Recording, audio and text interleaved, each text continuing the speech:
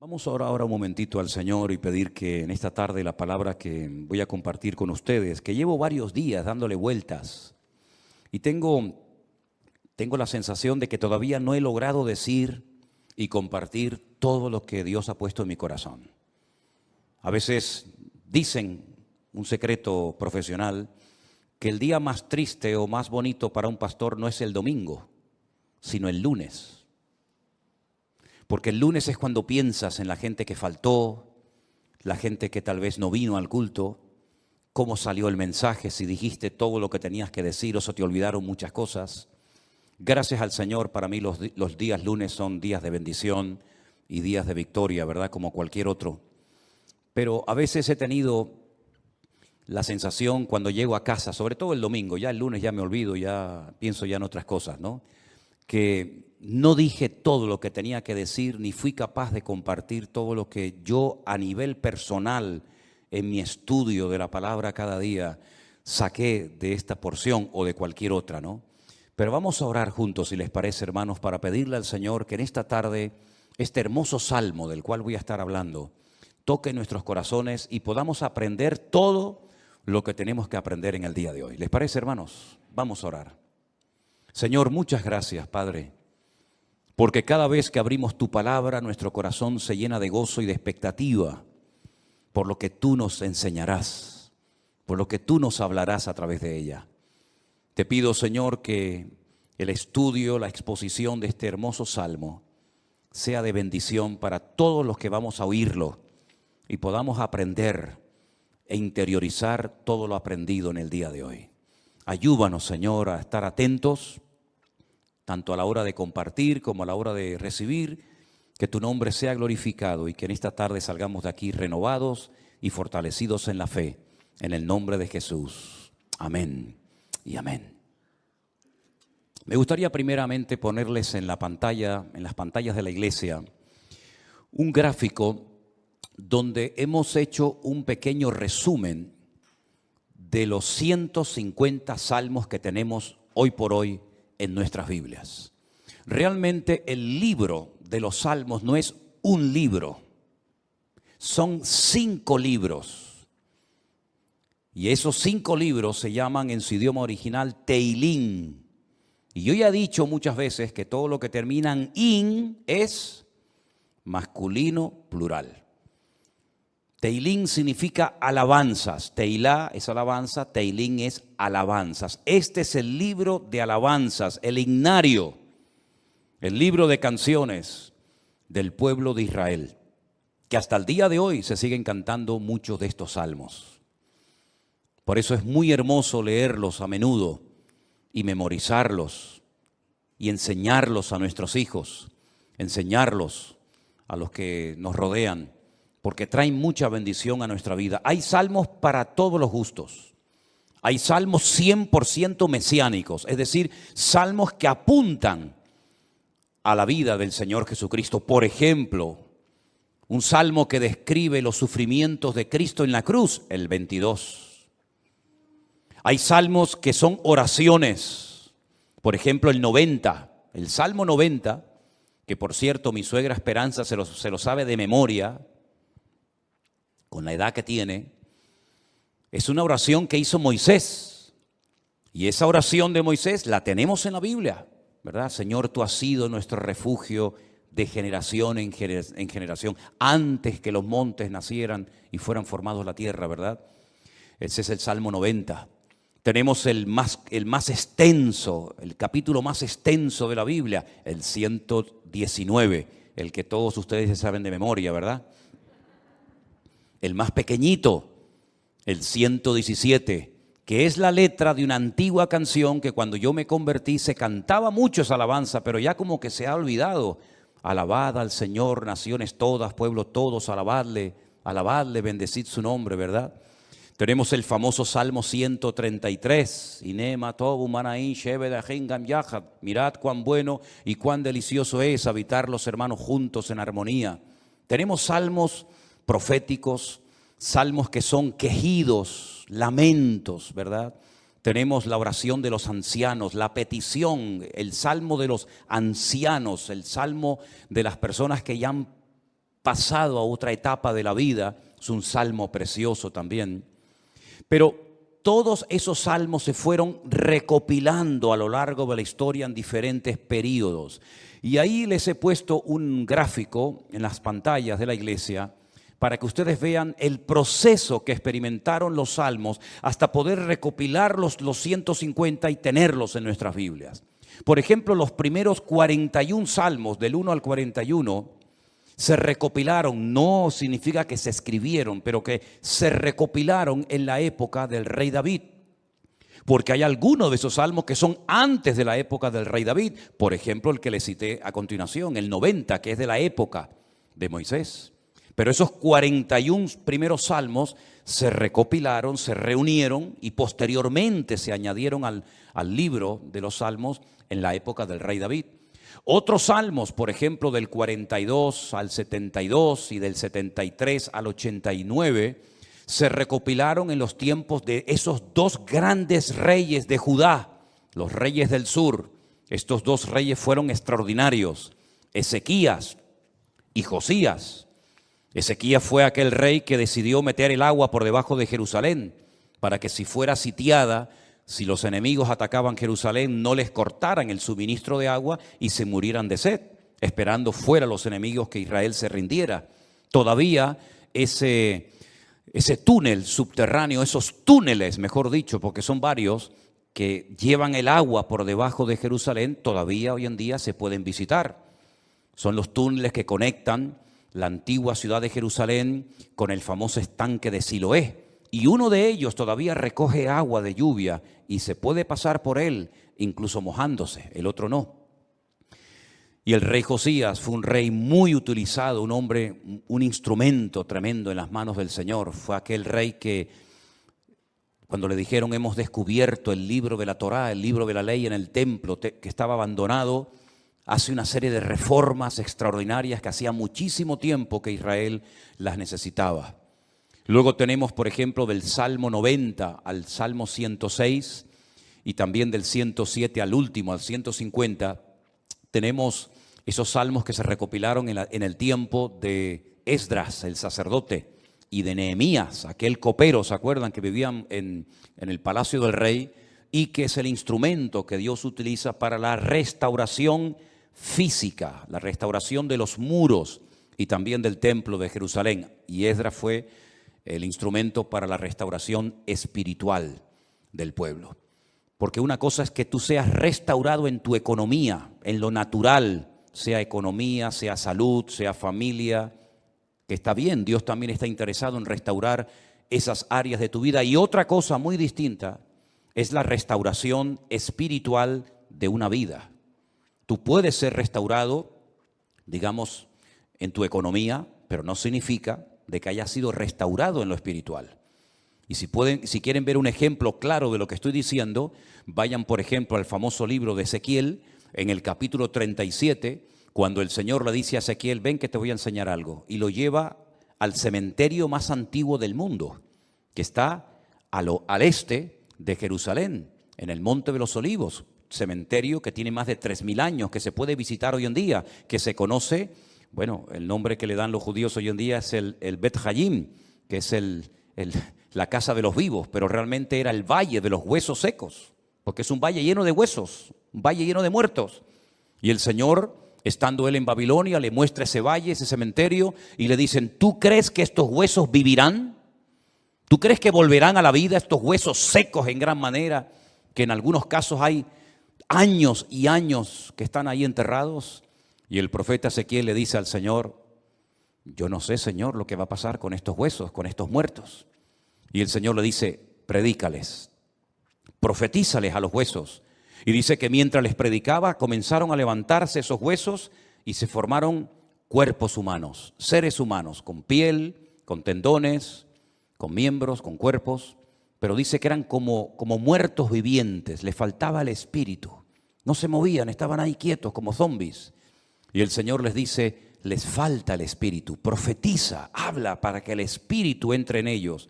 Y al final del capítulo 37, el Señor le explica al profeta Ezequiel lo que significa esa visión y le dice, esta es la casa de Israel.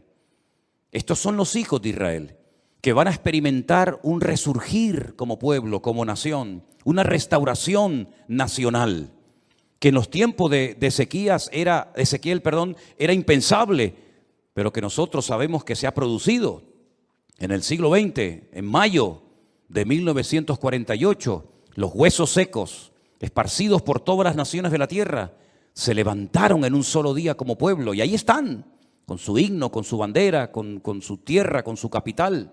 Pero la restauración espiritual aún no se ha producido.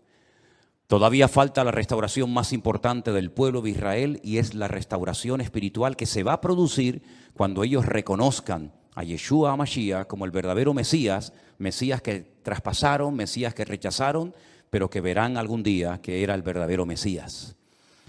En los Salmos encontramos mucha información acerca de la restauración nacional y espiritual del pueblo de Israel. Encontramos que dicha restauración se llevaría a cabo a través de la obra de Cristo, del Hijo de Dios humanado y encarnado, que habitaría entre los seres humanos como un ser humano más. En los Salmos también encontramos al principio mucha información acerca del tipo de salmo que vamos a leer. Por ejemplo, hay salmos que en la parte de arriba pone Mictán. ¿Lo habéis visto alguna vez? Mictán. Y uno dice, ¿y eso qué significa? Mictán es una enseñanza profunda.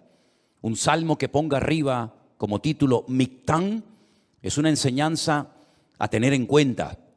Es una sabiduría expuesta por escrito para que el que la lea, el que la reciba, el que la cante, sepa que está cantando verdades muy profundas que nacen del corazón de Dios.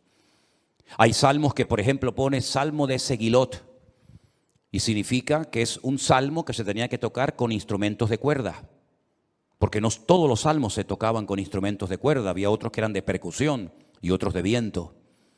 Hay salmos que pone, por ejemplo, Shir LaMa'alot, salmo cántico de las subidas, que eran los salmos que cantaban los peregrinos cuando subían a Jerusalén 3 veces al año a celebrar la fiesta de la Pascua, la fiesta de los tabernáculos, que era la última, y en medio la fiesta de Pentecostés o la fiesta de Shavuot, las semanas.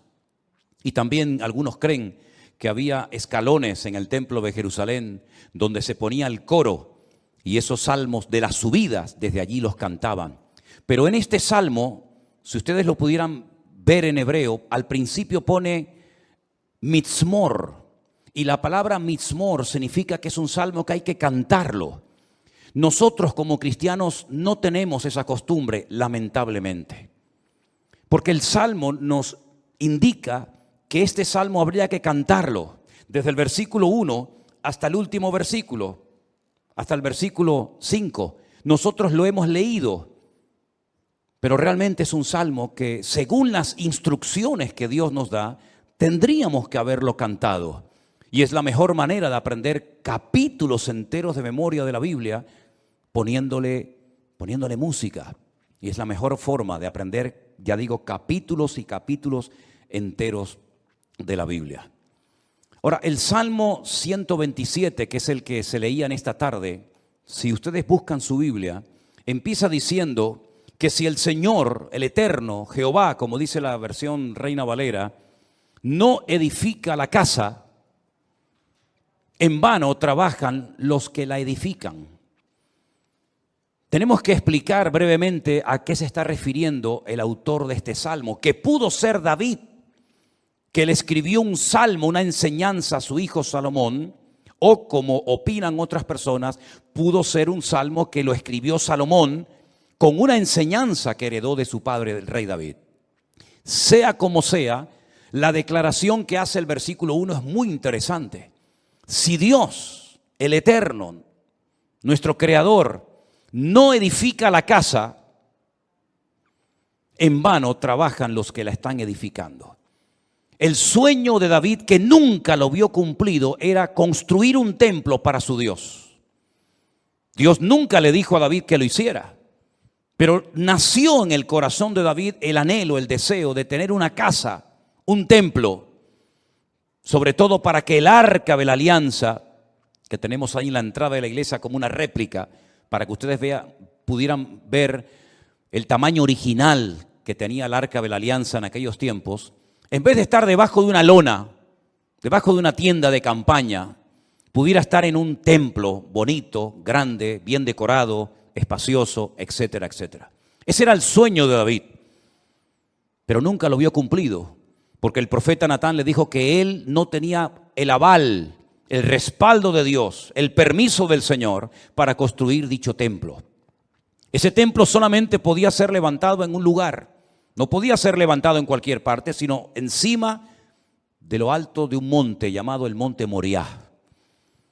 Es una palabra compuesta, el lugar donde Dios me enseña. Moriah viene de maestro, Moré, Morá, Morim, Morot, y Yad es el diminutivo del nombre de Dios. El monte donde Dios es mi maestro, el monte donde Dios me enseña y me instruye, ¿verdad? En ese monte vivía un señor llamado Arauna, que era un jebuseo, los antiguos habitantes de Jerusalén. Y allí sube el rey David. Y entonces dice la Biblia que allí ofrece un sacrificio cuando había muerte por todas partes por un pecado que, como bien saben ustedes, el rey David había cometido.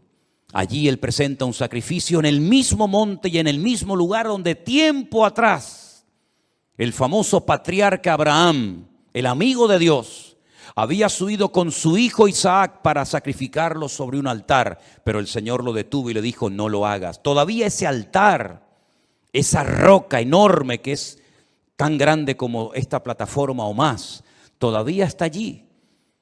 Y los judíos consideran que desde allí fue donde Dios creó el mundo, el ombligo, el centro geográfico de la tierra bíblica. Pues en ese lugar Salomón, su hijo, iba a construir el primer templo de la historia para Dios. Ellos tenían que partir de la base de que el Dios de ellos era tan grande, tan inmenso, que era imposible meterlo dentro de un templo. Es totalmente imposible meter a Dios, limitar a Dios dentro de un cubículo, dentro de un edificio, porque ya el Señor le había dicho a David que el cielo es su trono y la tierra es el estrado de sus pies. ¿Qué templo me van a hacer ustedes para mí? Los romanos se reían de los judíos cuando llegaron a Israel y decían: ustedes están locos, porque ustedes tienen un templo enorme, precioso, pero vacío. ¿Dónde están vuestros dioses? ¿Dónde están vuestras divinidades? Los griegos, los romanos y todas las culturas habidas y por haber levantaban templos, pero luego los llenaban de ídolos. Apolos, Afrodita, ¿verdad? Cibeles, Ares y tantos dioses. Pero los judíos nunca pusieron una figura de Dios, porque al Señor tu Dios adorarás y a Él solo servirás.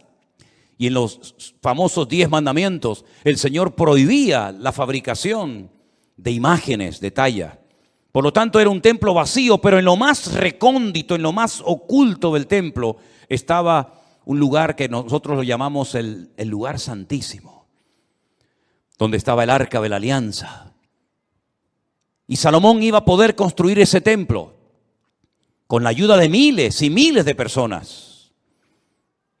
Y podía estar tranquilo de que nadie le iba a atacar, porque su padre había estado durante años sometiendo a todas las naciones vecinas para que su hijo, en tiempos de paz y de prosperidad, pudiera construir el templo de Jerusalén. Lo tenía todo. El padre le dio los planos. El padre le escribió 77 letras de canciones que las tenemos en la Biblia, los famosos salmos de David, para que pudieran cantar. Inventó instrumentos musicales, le dio oro, piedras preciosas, madera, plata, bronce, lo tenía absolutamente todo. Y además Salomón hizo un pacto con el faraón, que eran expertos en aquella época en la fabricación de megaestructuras, porque los judíos nunca habían hecho un edificio tan grande, y mucho menos para Dios. Cómo levantar aquellas piedras, subirlas a aquel monte, colocarlas una encima de la otra, aquellas columnas, más de 70 columnas exactamente, de una pieza, cómo iban a levantarlas, ponerlas a nivel para que aquella casa no se cayera. El templo no tenía arcos, como lo inventaron los romanos, por eso los arcos le han permitido a las fabricaciones y a la arquitectura romana permanecer hasta el día de hoy, pero eran columnas y era muy difícil poner aquello en pie.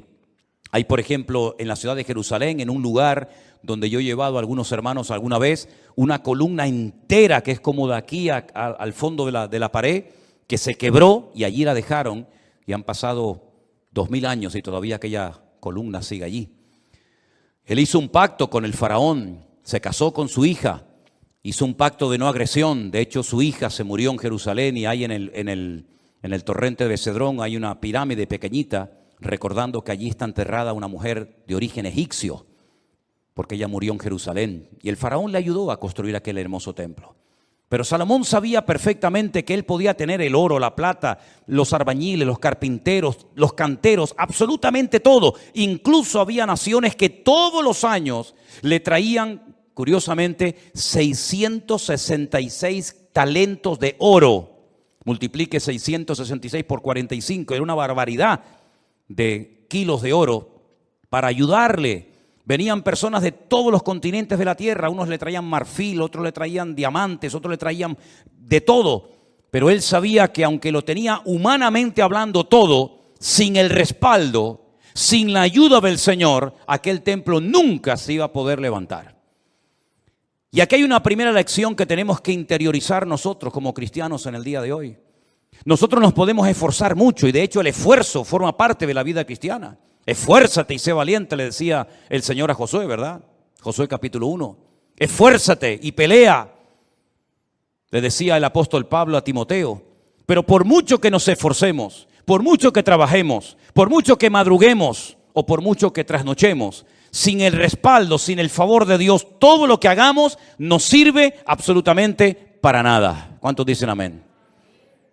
Algunos creen que por trabajar más van a ganar más y se equivocan, porque la Biblia no enseña que para ganar más hay que trabajar más. Si usted quiere ganar más, no haga eso, porque lo está haciendo al revés. Si usted quiere ganar más, yo después le digo lo que tiene que hacer, pero no trabajes más para ganar más, porque vas a ganar menos y te vas a terminar agotando.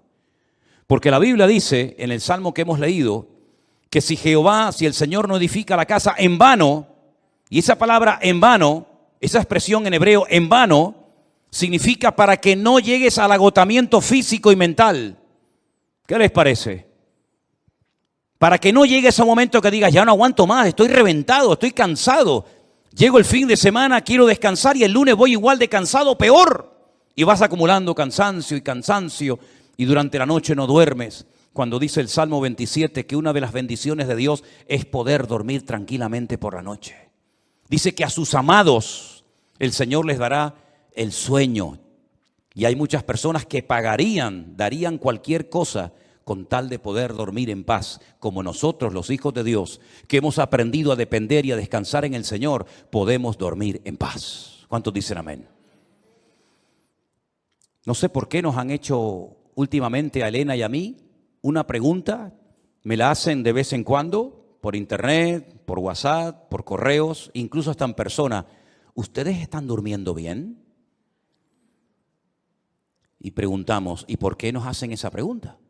Si no, pues con todo lo que tienen, todo el jaleo de atender gente de aquí y llamar, ¿ustedes duermen bien? Y la respuesta de Elena siempre es la misma, dormimos perfectamente. Porque nosotros hemos aprendido a descansar y a depender únicamente del Señor. No entramos en estrés, ni en nervios, ni en agobio. No perdemos la paz absolutamente por nada. ¿Por qué? Porque la obra no depende de nosotros. La obra depende del dueño, de la cabeza. Y el dueño y la cabeza es nuestro Señor Jesucristo. Me da mucha pena, mucha lástima cuando veo a cristianos agobiados, cargados, estresados, con la tensión disparada. Perdonen si alguien se siente aludido. Yo es que no le he tomado la atención nunca a ninguno de ustedes. Por eso hablo desde la libertad, porque claro, va a decir, ¿este hombre cómo sabe que tengo ya tensión alta? No, yo no sé nada, pero el Señor lo sabe todo. Pastillas para poder dormir, claro, después pastillas para despertarte. Agobiado, estresado, que no llego a fin de mes, que no pago el colegio de los niños, que los libros, que esto, que lo otro.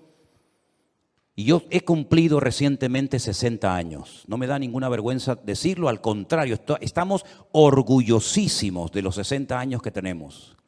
Y de esos 60 años, que parecen mucho, pero a la hora de la verdad no son tantos, de esos 60 años, 40 los he dedicado a servir única y exclusivamente al Señor. Es decir, no me he dedicado en otra cosa los últimos 40 años de mi vida más que a servir al Señor. Con iglesias pequeñas, con iglesias grandes, con escasez, con abundancia, con mucha gente, con poca gente o con ninguna gente.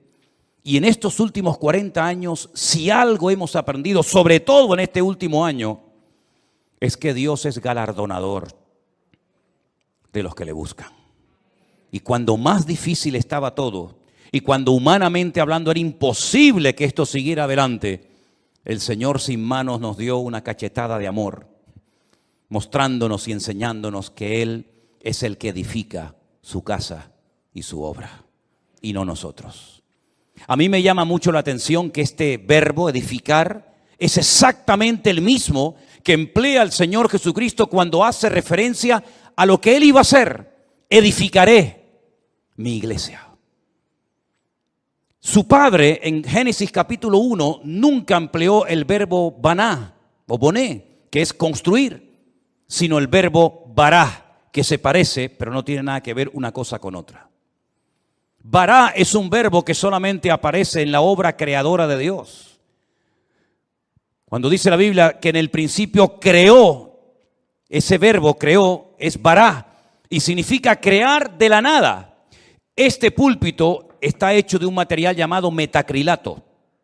Lo mandamos a hacer hace 20 años. El que lo hizo, porque este no se ha perdido ningún culto desde que estamos aquí, Este ha estado todos los cultos, todas las reuniones de jóvenes, todos los cultos de jueves, todos los cultos de domingo. Este que está aquí, o esto que está aquí, ha estado siempre aquí. Pero el que lo hizo, no lo creó, lo hizo utilizando una materia prima, metacrilato. Y el púlpito que tenemos en la iglesia del Puerto de la Cruz es de madera. Y alguien lo hizo, no lo creó, utilizando la materia prima de la madera. Pero el verbo bará en Génesis capítulo 1 es crear de la nada. ¿Y cómo Dios creó sin utilizar materia prima? Sin utilizar tierra, sin utilizar piedra, sin utilizar madera, con el poder de su palabra. Dijo Dios, sea la luz, y fue la luz. Y dijo Dios, y todo lo que Dios decía se materializaba por el poder de su palabra. Pero curiosamente el Hijo, cuando viene a este mundo hace 2000 años, Él no dijo, crearé mi iglesia de la nada. No dijo eso, sino dijo, edificaré. Y si juntamos, y tenéis memoria para recordar esto, el Salmo 127 dice Salomón, si Dios no edifica esta casa, en vano estamos trabajando nosotros aquí. Estamos perdiendo el tiempo, nos estamos desgastando, vamos a llegar a la extenuación, al agotamiento, si Dios no respalda esta obra. Porque Él sabía que esa obra no dependía de sus obreros, de su sabiduría, que era mucha y la tenía, de su dinero, que era mucho y lo tenía. Él sabía que aquella casa no era una casa particular, no era una sinagoga, no era un colegio, era la casa de Dios. Y la casa de Dios solamente se podía utilizar esa palabra, esa expresión para hacer referencia al templo. Yo sé que hay gente que dice, hermanos, bienvenidos a la casa de Dios. Está mal dicho eso, porque esto no es la casa de Dios. Esto es un local donde se reúne la iglesia, pero esto no es la casa de Dios. Dios no vive aquí. Si esto fuera la casa de Dios, yo no me voy de aquí ni a palos. ¿Cómo me voy a ir de aquí si mi Dios vive aquí? ¿A dónde me voy a ir? Nos tendríamos que venir a vivir aquí. Pero esta no es la casa de Dios. Pero en aquellos tiempos, cuando Salomón dice, si Jehová no edificare la casa, ¿a qué casa se refería? A la casa de Dios. Él sabía que esa casa no iba a poderse terminar si no tenía el respaldo de Dios. Por eso el Señor Jesucristo pudo decir, yo edificaré mi iglesia. Porque Él dijo, todo lo que hago y todo lo que digo, lo hago porque mi Padre me da autorización y me apoya para hacer y decir lo que hago. Por eso la iglesia ha permanecido en estos últimos 2000 años con persecuciones, con todo tipo de regímenes políticos, con falsas doctrinas, con divisiones, etcétera, etcétera. ¿Por qué? Porque el que la está fabricando no es el hombre, el que la está construyendo es el Señor Jesucristo. Y nosotros somos piedras vivas en ese edificio, pero la piedra angular, la que soporta todo el peso, es nuestro Señor Jesucristo. La piedra que desecharon los edificadores ha venido a ser la cabeza del ángulo. Bendito sea Dios. Piná, Rosh Piná. Eso es, Rosh Piná. Hay un pueblo en Israel muy bonito que se llama Rosh Piná, que significa la cabeza del ángulo. Pero este salmo, ¿sabes? Te da una calma, te da una paz impresionante, porque no tienes que estar dependiendo de tu esfuerzo personal. sino del respaldo de Dios. Y yo le hacía esta mañana a los hermanos del Puerto de la Cruz 2 preguntas que se las voy a hacer ahora a ustedes. ¿Dios está respaldando lo que estás haciendo? Piensa bien, ¿eh? Todos no vamos a ser pastores, todos no van a ser predicadores, evidentemente. Pero todos y cada uno de ustedes, de nosotros, nos dedicaremos en la vida a algo. Pero mi pregunta es, a eso a lo que hoy por hoy te estás dedicando, ¿tú notas en tu vida el favor de Dios? ¿El respaldo de Dios? Si la respuesta es sí, yo siento que en mi profesión, en mi carrera, en mis estudios, en mi trabajo, yo siento y noto que el respaldo, que la bendición de Dios está conmigo. Gloria a Dios, no sabes cuánto me alegro, hermano. Pero si la respuesta es no, entonces ¿por qué lo estás haciendo? Si sabes que Dios no te ha mandado a hacer lo que estás haciendo, ¿cómo te atreves a hacerlo? Porque la segunda pregunta que les iba a hacer es, ¿por qué estás haciendo lo que estás haciendo? ¿Para ganar un sueldo? Es decir, ¿tú sabes que no estás haciendo lo que Dios quiere? Esa no es la voluntad perfecta de Dios para tu vida, pero igualmente lo haces porque a final de mes un señor te pone un sobre con un dinero para poder cubrir tus necesidades. ¿Así es como tú te has montado tu vida cristiana? ¿Te ves haciendo lo que estás haciendo tus próximos 10 años, 20 años de tu vida? ¿Ese es el futuro de tu vida? ¿Dedicarte a lo que estás haciendo? Si es la voluntad de Dios, gloria a Dios, siga adelante.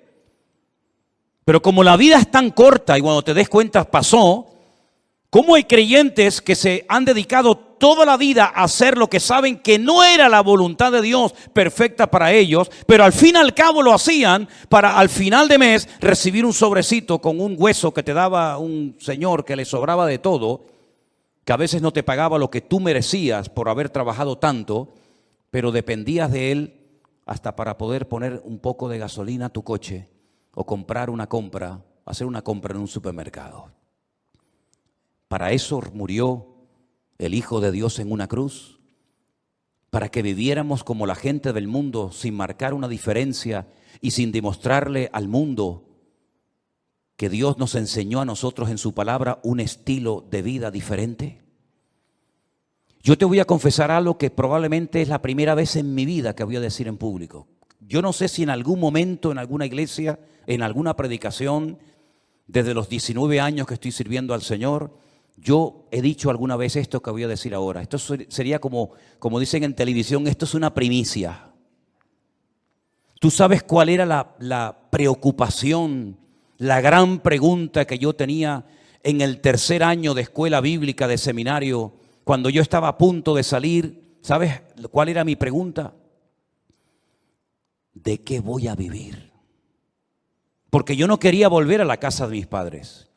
Porque yo le había dicho a mi padre que el Señor me había llamado. Y cuando él me preguntaba, ¿de qué vas a vivir? No había iglesias por ninguna parte. Hoy en día hay iglesias por todas partes. Pero en aquellos años, hace 40 años, no había iglesias prácticamente por ninguna parte. Eran contadas con los dedos de una mano las iglesias que, por ejemplo, había en Tenerife. Muchas de las iglesias que ustedes conocen o han visitado, o a lo mejor han estado, no existían. Las iglesias eran de 10, 15 personas, había muy poca gente, un culto de jóvenes con 5, 6 jóvenes, era un avivamiento. No había prácticamente nada y la pregunta que yo tenía en aquellos años era, ¿de qué voy a vivir? Porque no quiero volver otra vez a vivir en la casa de mis padres, porque sería entonces darle la razón al viejo de que me equivoqué y al fin y al cabo tengo que volver a vivir con ellos hasta para poder comprarme un par de zapatos. Pero casi la última semana de estudiar en aquella escuela bíblica en Las Palmas, en un piso allí cerca de las playas de las canteras, llegó un misionero, como eso ya les he contado en otras ocasiones, y me pidió que viniera aquí a Tenerife a echarle una mano en la obra. Y desde ese día, el 31 de mayo me gradué, mayo tiene, desde el 1 de junio de 1981, ¿qué día es hoy? ¿Cuál? 31 de octubre, fíjate. Desde el 1 de junio de 1981 hasta el 31 de octubre del 2021, yo no he hecho otra cosa en mi vida más que servir al Señor. Me pude casar, pudimos viajar, hemos fundado iglesias en algunos lugares y estamos disfrutando de la obra del Señor como nunca jamás en la vida habíamos soñado. Sabemos lo que es estar sentado en una cama con una libreta, con una calculadora, sacando los gastos del mes y diciendo, no llegamos, no llegamos, no llegamos. Pero también sabemos lo que es, el Señor es mi pastor y nada me faltará. Hemos aprendido a vivir en escasez como no te imaginas. Y hemos aprendido a vivir en abundancia, hemos aprendido a dormir en cualquier lugar, porque el Señor nos ha mostrado de que cuando una persona es capaz de hacer un mínimo gesto por el Señor respalda y bendice la vida de esa persona. Y tengo un temor tremendo en mi corazón por toda la manera como el Señor nos está bendiciendo y abriendo puertas en todas partes. Porque sabemos perfectamente que no es por nuestros méritos, no es por nuestros méritos. Quiero decirles que cuando muchos de ustedes vinieron a esta iglesia, nosotros ya hacía años que estábamos aquí. Hacía años que estábamos en este lugar. Y el Señor ha ido edificando poco a poco su obra. Y hoy en día podemos hablar para la gloria del Señor de miles y miles de personas que en todas partes del mundo, muchos de ellos han conocido al Señor Jesucristo como su Señor y Salvador personal en este último tiempo. Anoche tenía una reunión por Zoom con todos los hombres de la iglesia virtual del grupo número 2, gente con más de 80 años. Dándole gracias al Señor porque en la recta final de su vida, como ellos mismos decían, han conocido el Evangelio del Señor Jesucristo y tienen un hambre por conocer más y más de la palabra que a mí realmente me deja sorprendido todo lo que el Señor está haciendo. Yo quiero decirles a todos y a cada uno de ustedes que yo también tuve tu edad y estuvimos dispuestos cuando éramos jóvenes, recién casados con 21 años, a pagar un precio. Y nos llamaron locos. Los pastores nos reunían de vez en cuando y nos decían, estáis locos. ¿Cómo sois capaces de ir con una niña pequeña como era Priscila en aquellos años a un país tan lejos, sin conocer prácticamente a nadie, a vivir por fe? Pero cuando el Señor edifica su obra y cuando el Señor respalda su obra, no hay impedimento que pueda frenar la vida de un hijo y de una hija de Dios. Y yo quiero desafiarte a que tú pierdas el miedo, porque si de algo a mí me ha servido el Salmo 127 es a perder el miedo. Si Anderson, que está conectado al liderazgo y a los coordinadores de la iglesia virtual número 1, les hablara acerca de lo que cuesta, del presupuesto enorme que cuesta el hacer todas las actividades, nos quedaríamos con la boca abierta. Pero el Señor ha suplido de una forma increíble, porque el Señor es galardonador de los que le buscan y cuando Él edifica la casa, no hay nada ni nadie que la pueda detener. Fíjate que en el Salmo 121, si te das cuenta, habla de la casa de Dios, es decir, lo principal, la obra de Dios, nada ni nadie la va a detener. Pero en segundo lugar, habla de la ciudad. Si Jehová no guardare la ciudad, en vano vela la guardia. Este versículo, cada vez que me tocaba a mí guardia en el ejército y te daban todas las balas y la metralleta y el armamento para estar de guardia, yo siempre lo decía en alta voz: si el Señor no guardare la ciudad, en vano vela la guardia. Porque todo lo que hagamos, todo tu esfuerzo personal, y que conste, quiero dejar bien claro, por favor, hermano, que el Salmo 127 no es un salmo que apoya al perezoso, al vago, al negligente. No, al contrario.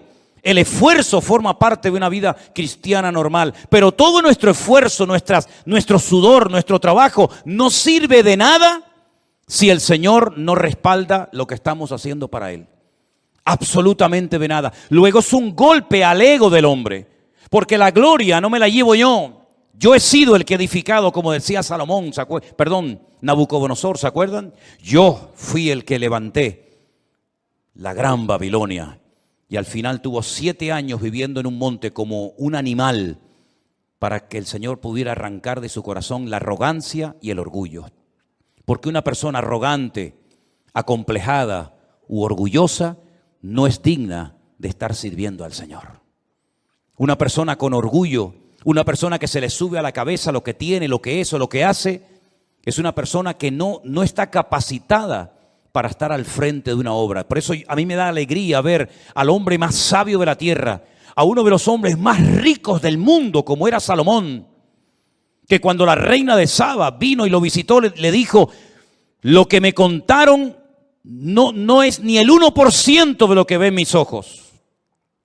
Que él reconozca que el éxito de aquella obra no estaba en él, sino estaba en su Dios. Y nosotros tenemos que aprender hoy más que nunca, que tenemos que aprender a depender de Dios. Y eso hay que enseñárselo a nuestros hijos y hay que enseñárselo a los jóvenes de la iglesia, para que nos demos cuenta de que en estos tiempos donde la economía está en crisis y donde el mundo irá, según la Biblia, de mal en peor, nosotros estemos preparados y sepamos adaptarnos a las circunstancias y no perder la paz ni el equilibrio, porque el Señor es nuestro Dios y estará con nosotros todos los días hasta el fin del mundo. Madrugar y trasnochar sin el respaldo de Dios no sirve absolutamente para nada.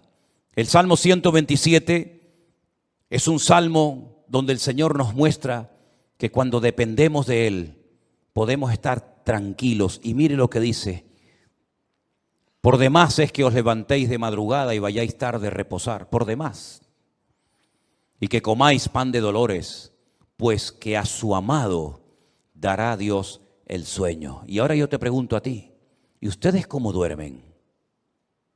¿Dormiste bien anoche? ¿O estabas dando vueltas y vueltas y vueltas en tu cama sin poder conciliar el sueño? Una de las señales de que nuestra alma está alineada con Dios es que nuestro cuerpo y nuestra mente puede descansar tranquilamente durante la noche. Una mente atormentada sin la paz de Cristo, sin tener esa comunión con el Señor, es imposible que tu cerebro pueda descansar durante la noche y dormir tranquilo, sabiendo en quién has confiado.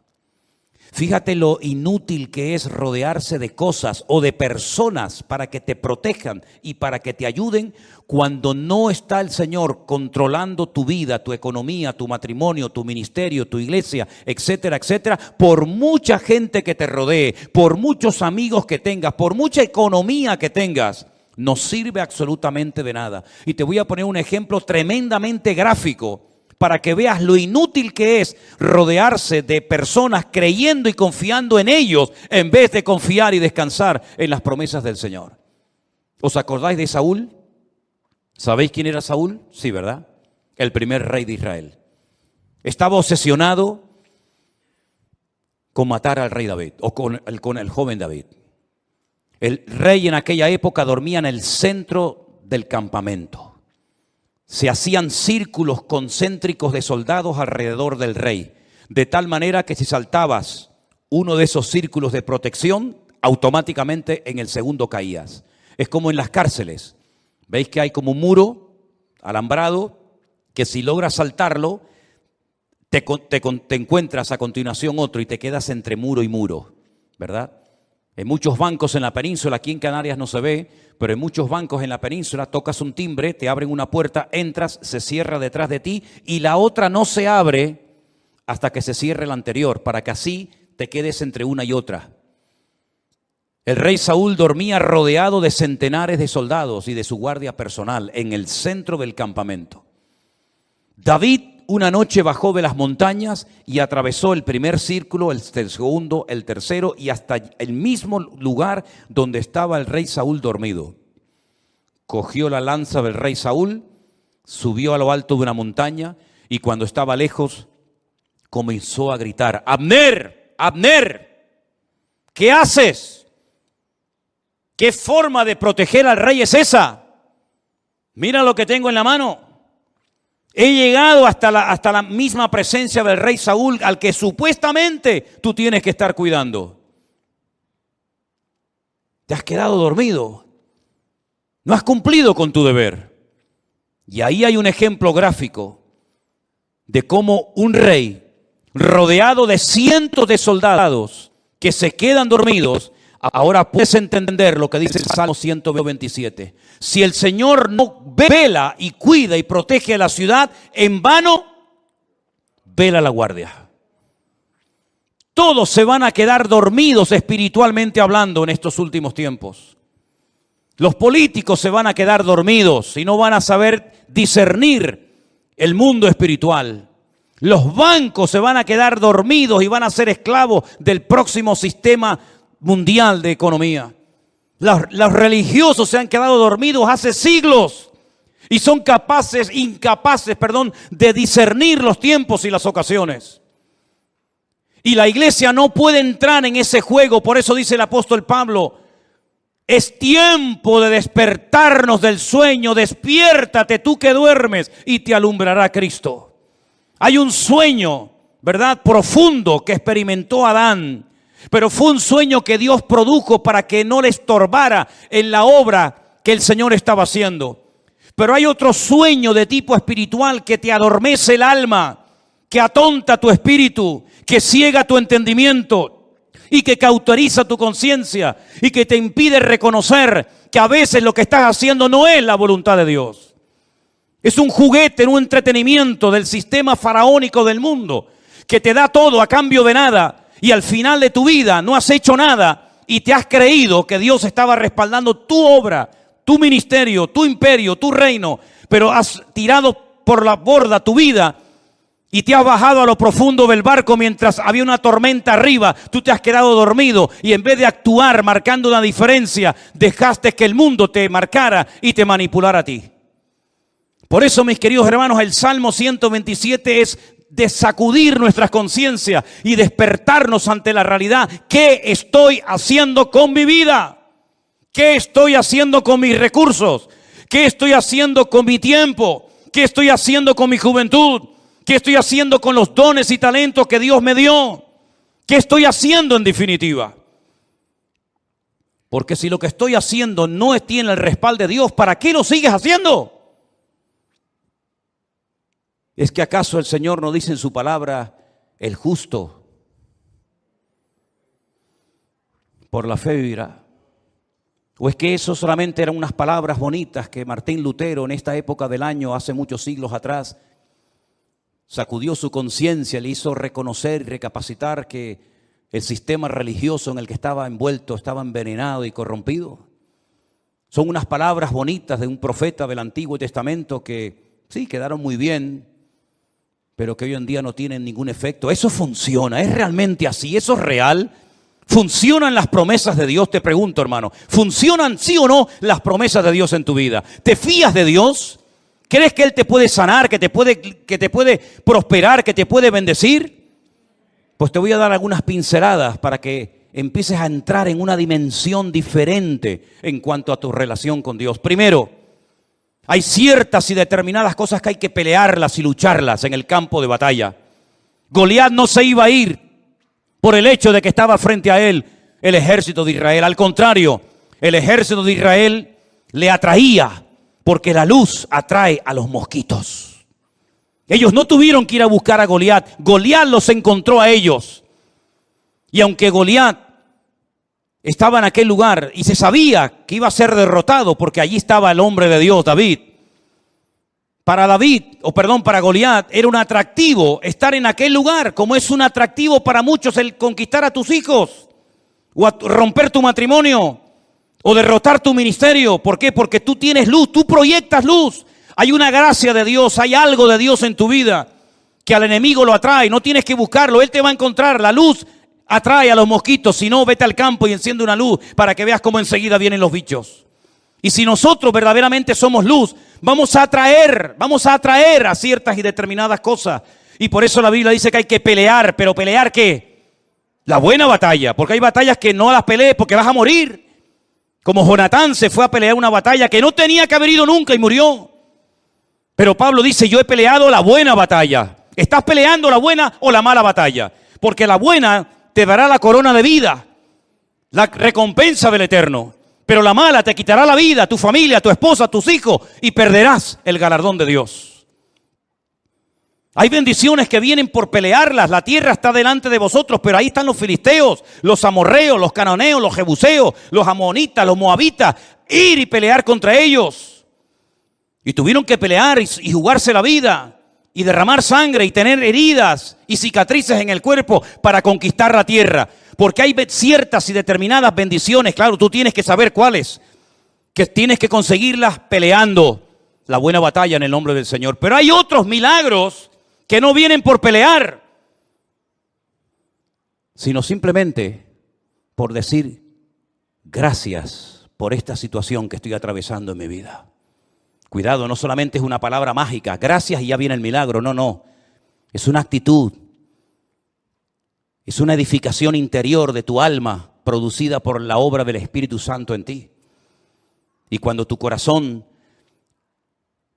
no tiene quejas ni dudas, porque puedes decir yo sé en quién he creído, eres capaz de llegar a un cementerio en un ambiente de derrota y de pesimismo, cuando incluso los familiares del difunto te echan en cara, si hubieras estado aquí mi hermano no estaría muerto, como diciendo tú eres el culpable, si tú hubieras estado aquí mi hermano estaría vivo. Y cuando te ponen todo tipo de impedimentos y de trabas diciendo no, deja las cosas como están, porque si movemos la piedra va a salir un olor terrible, hace 4 días que ese hombre está ahí enterrado y esto va a ser terrible. Cuando tú tienes un corazón moldeado por la mano del eterno Dios, tú eres capaz de ante la muerte decir, Padre, yo te doy gracias porque sé que tú siempre me oyes. Y se produjo un milagro sin ayuno, sin oración, sin reprender demonios, sin gritos, sin show ni espectáculos, sino simplemente con una expresión de gratitud y de dependencia del Padre. Yo sé que tú siempre me oyes, Lázaro, sal fuera. Y se produjo un milagro tremendo, uno de los milagros más espectaculares de Cristo, simplemente por expresar gratitud en medio de la muerte y del dolor. Y el segundo gran milagro de Cristo, un milagro que consistió en multiplicar cosas. En este caso no fue transformar elementos como agua o vino, sino crear cosas, multiplicar panes y peces de una forma incontable, en pleno desierto, donde no había recursos materiales para poder cubrir la necesidad de tantas miles y miles de personas. Cuando sus propios discípulos, y tendrás esta experiencia en tu vida, te lo aseguro, hermanos que te llegarán y te van a decir, pero con ese sueldo ¿a dónde vas? Y con ese cochecito ¿qué haces? Y con esa motito ¿qué haces? Y tus propios hermanos te tratarán de limitarte lo que tienes, como diciendo, pero lo que tienes no vale para nada. Cuando incluso uno se le acercó al Señor y le dijo, ni 300 denarios que tuviéramos, que no los tenemos por cierto, pero si los tuviéramos, tampoco servirían para dar de comer a estas multitudes. El Señor toma lo poco y le enseña a los discípulos que en el peor momento de sus vidas, cuando acaban de recibir la orden, el desafío de darles vosotros de comer, aprendan a atender a la gente. Pero si no tenemos ni para nosotros. Sí, pero es que hay un principio. Cuando te descentralizas de ti mismo y te centras en Dios y en los demás, el aceite nunca faltará. Nunca faltará. Así que dadles vosotros de comer y yo os voy a enseñar cómo se les da a la gente hambrienta de comer. ¿Qué hay por ahí? Unos cuantos panes y peces, los cogió, los bendijo y dio gracias. Y dando gracias, comenzó a partirlo y le dijo, comenzar a repartir, comenzar a repartir, comenzar a repartir, y hasta llegaron a sobrar cestas enormes llenas de pedazos de la comida que el Señor había multiplicado. Hay milagros que vienen por pelear, hay bendiciones que vienen por pelear y jugarte la vida y hasta la extenuación si hace falta. Pero hay otros milagros que vienen cuando te relajas y dices ya no puedo más. Pero te voy a dar gracias por mi hijo, por mi enfermedad, por mi escasez.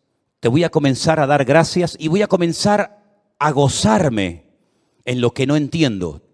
Y voy a transmitir ánimo, aliento y gratitud a mi familia y a mi gente que me rodea. Y vas a comenzar a ver milagros impresionantes en tu vida. Yo digo una cosa. ¿Qué tienes que perder? Imagínate que te funciona. Vas a estar toda la vida agradecido al Señor por haber aprendido a salir de la miseria, por haber aprendido a gozarte en la adversidad y por haber aprendido a ver la gloria de Dios en medio de las tormentas de la vida. ¿Cuántas tormentas hemos atravesado? ¿Cuántos desiertos hemos cruzado? ¿En cuántas cuevas nos habremos metido espiritualmente hablando? Pero de todas y de cada una de ellas nos ha sacado nuestro Dios. Y la situación en la que te encuentras ahora mismo, repito, la situación en la que te encuentras ahora mismo, y yo no me estoy dirigiendo a nadie, y lo quiero dejar bien claro, porque yo no necesito un micrófono para hablarte a ti, o a ti, o a ti hermanita, o a ti hermano. Yo no necesito, jamás necesito de un micrófono para sentarme y decirle a usted, ven para acá.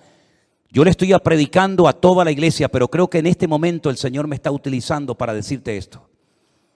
La situación en la que te encuentras ahora mismo en tu matrimonio, en tu economía o en cualquier otra área de tu vida, Dios la ha permitido.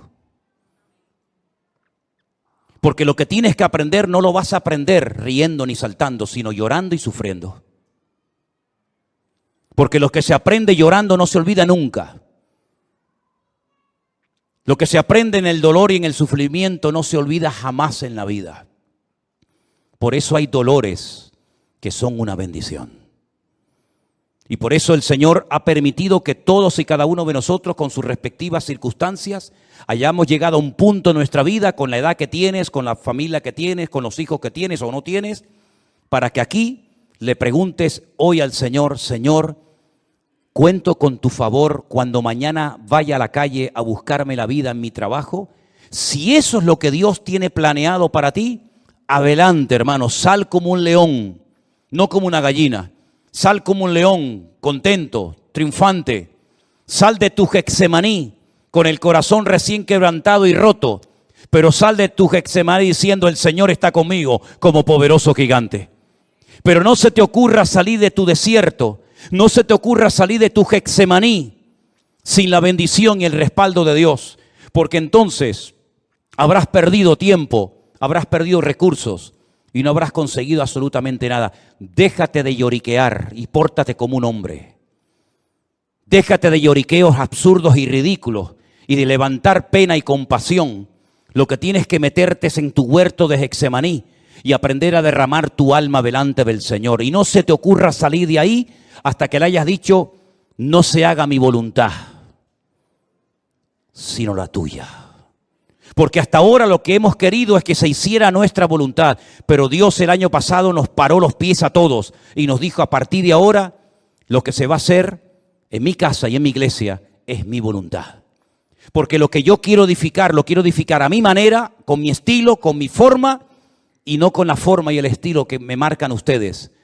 Vamos a dejarnos moldear, vamos a dejarnos tratar, vamos a dejarnos edificar por el Señor. Porque si el Señor nos respalda y nos apoya, seremos la gente más feliz y dichosa del mundo. Pero si el Señor en lo que hagas no te respalda, serás la persona más desdichada de esta tierra. Pregúntate a ti mismo en esta tarde, ¿por qué estoy haciendo lo que hago? ¿Por qué digo lo que digo? ¿Por qué predico lo que predico? ¿Por qué hago lo que estoy haciendo? ¿No será que a veces hemos entrado en un sistema, en una rutina, en una mecánica y no nos paramos en silencio delante del Señor a preguntarle, Señor, ¿qué quieres hacer con mi vida? Si tú te atreves a hacerle esta pregunta sinceramente al Señor, te puedes llevar muchas.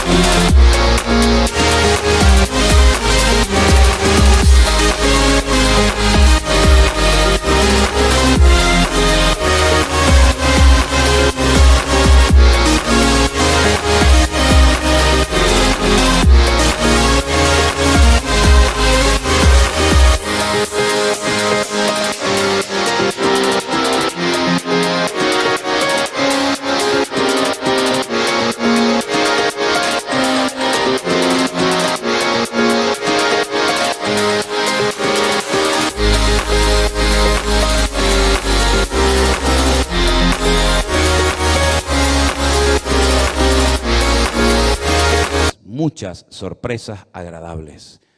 Pero tienes que ser valiente, porque este mensaje no va dirigido a cobardes. Los cobardes, este mensaje les da miedo.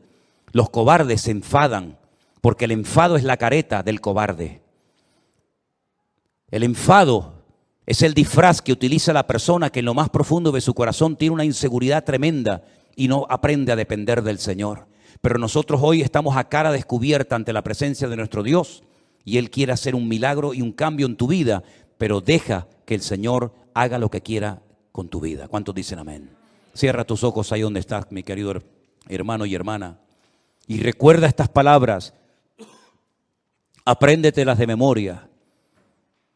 Si el Señor no edifica mi casa, en vano es todo lo que hago. Si el Señor no cuida de mi vida, las alarmas, los seguros, el plan de jubilación, etcétera, etcétera, no sirven para nada. Porque el que trae seguridad y protección a mi casa no es lo que tengo, es lo que soy en Cristo Jesús, mi Señor.